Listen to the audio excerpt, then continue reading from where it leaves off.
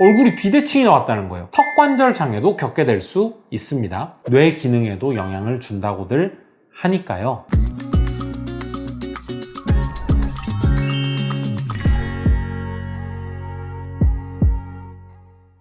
안녕하세요. 임플란트 요정현준입니다. 최근에 저희 유튜브 채널에 댓글로 문의 주신 분들이 계세요. 몇 달 전에 맨 끝에 있는 안쪽에 어금니 하나 뺐는데 이거 혹시 임플란트 꼭 해야 되나요? 씹는 것도 불편함이 없고 딱히 문제가 되는 것 같지는 않아서 할 필요 없으면 안 하려고요. 또 다른 질문도 있었어요. 원장님, 예전에 어금니를 뽑았는데 그때 치과에서 맨 끝에 어금니는 임플란트 안 해도 된다 해서 그냥 놔뒀는데요.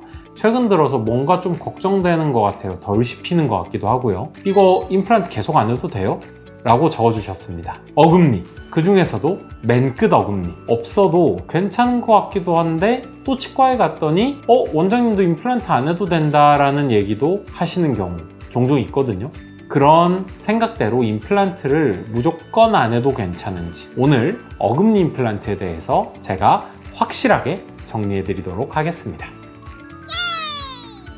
보통 우리가 생각할 때 어금니의 제일 중요한 기능이 뭐죠? 바로 먹는 거죠. 저작 기능이라고 하는데 음식물을 씹을 수 있게 해주는 능력입니다. 근데 우리 이빨 구조를 보면 사랑니 빼고 맨 안쪽 어금니와 그 앞에 제일 큰 어금니가 있어요. 사실 이것 중에 제일 안쪽 어금니는 저작률이 20% 정도 된다고 해요.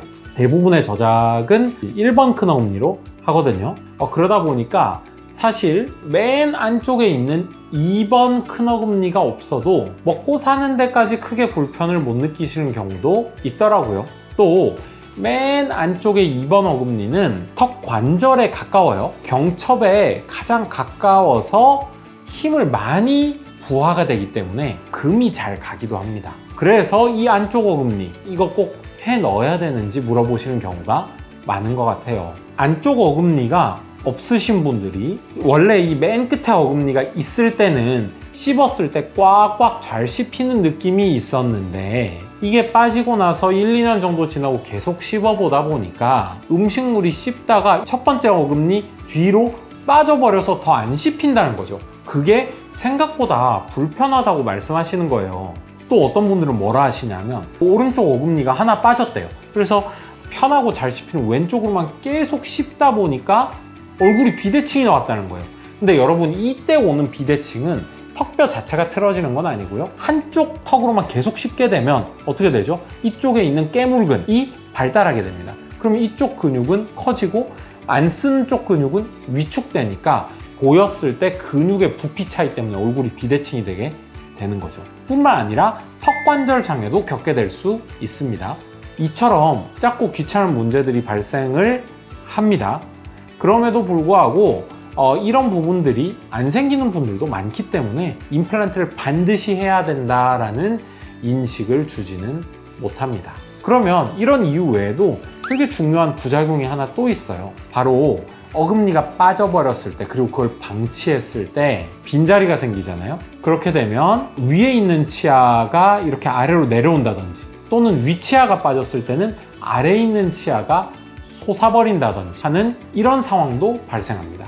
뿐만 아니라 바로 인접한 치아는 옆에 것이 없으니까 앞쪽으로 또는 뒤쪽으로 쓰러지면서 공간이 발생하고 음식물이 끼어드는 상황이 발생하기도 합니다. 마지막으로 잇몸뼈가 부피가 줄어든다든지 또는 잇몸뼈의 밀도가 떨어지는 경우도 있게 됩니다. 특히 어금니, 그 중에서도 아래 제2 큰 어금니가 빠졌는데 이걸 방치하면 잇몸뼈는 아래로 꺼지고 위에 있는 제2 어금니가 밑으로 처져서 빠져버린 아랫니의 잇몸을 물릴 때까지 윗니가 아래로 떨어져 버리게 되고, 그 상태에서 뭔가 불편해서 치과 가면 위에니가 너무 많이 위치 이탈을 해서 위에니도 뽑아야 됩니다. 같이 임플란트 하시죠? 라는 순간도 온다는 거죠.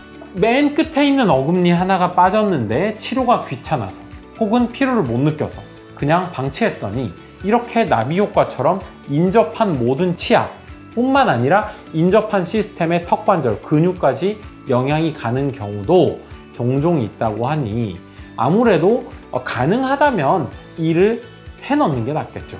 특히 어금니가 빠졌을 때는 치료하는 것이 좋다고 생각합니다. 그것을 뒤늦게 맞추려고 하면 교정을 해야 된다든지 신경치료해야 된다든지 가장 최악으로는 위에서 또는 아래에서 위치 이탈된 치아를 뽑아야 된다든지 하는 추가적인 치료가 들어갈 수밖에 없기 때문이죠. 자, 그럼에도 불구하고 근데 원장님 이거 뺀 치과에서 굳이 어금니 임플란트 안 해도 된다고 들었는데요? 라고 들으신 분들도 있습니다. 물론 그러셔도 됩니다.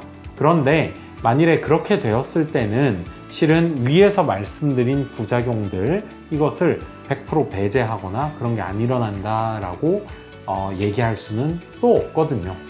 때문에 만일에 안 해도 된다라고 얘기를 들었을 때는 실제로 인접치의 이동이라든지 이런 부분은 문제가 없는지 한 단계 더 주치 선생님께 물어보시고요. 그리고 나서 최종 결정하는 것이 좋겠습니다.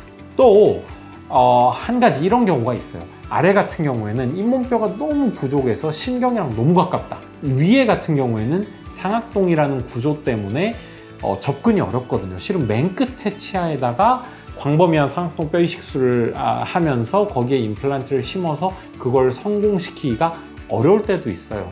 근데 그게 어렵다고 할지라도 그걸 해줘야 할 때가 있고 진짜 안 해도 될 때, 득보다 실이 커질 때도 있거든요.